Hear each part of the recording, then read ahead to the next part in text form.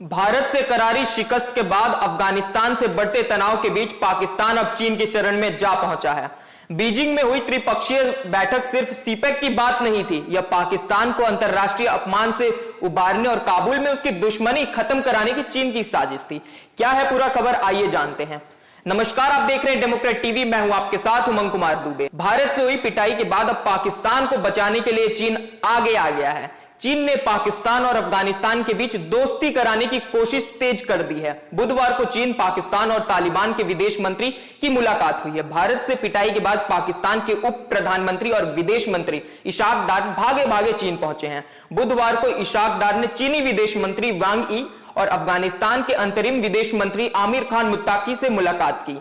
इस दौरान बीजिंग की महत्वाकांक्षी बेल्ट एंड रोड इनिशिएटिव पहल के तहत बन रही चाइना और पाकिस्तान की आर्थिक गलियारे यानी सीपेक को अफगानिस्तान तक विस्तृत कराने की सहमति व्यक्त की गई है।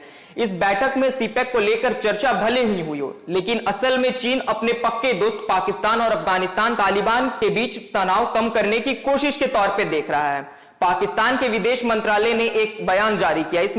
इस मुलाकात को अनौपचारिक त्रिपक्षीय बैठक बताया जा रहा है। विदेश कार्यालय ने बयान में कहा है कि उप प्रधानमंत्री और विदेश मंत्री senator Mohammad Ishaq Dar, communist party of China के राजनीतिक ब्यूरो के सदस्य और पीपल्स रिपब्लिक ऑफ चाइना के विदेश मंत्री वांग यी की अफगानिस्तान की कार्यवाहक विदेश मंत्री आमिर खान मुत्ताकी से आज बीजिंग में एक अनौपचारिक त्रिपक्षीय बैठक की है। इसके आगे कहा गया कि बेल्ट एंड रोड इनिशिएटिव सहयोग को गहरा करने और सीपेक को अफगानिस्तान तक विस्तृत करने पर सहमति हुई है।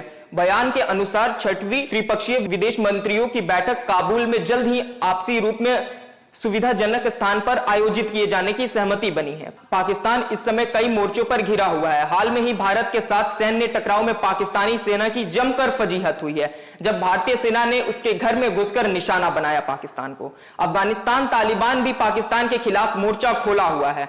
इस दोहरे मार्ग से पाकिस्तान को बचाने के लिए उप प्रधानमंत्री विदेश मंत्री इशाक डार भागे भागे चीन पहुंचे हैं। हालांकि भारत से तो पाकिस्तान को चीन नहीं बचा पाया, लेकिन अब वह काबुल और इस्लामाबाद के बीच पुल बनाने की कोशिश कर रहा है।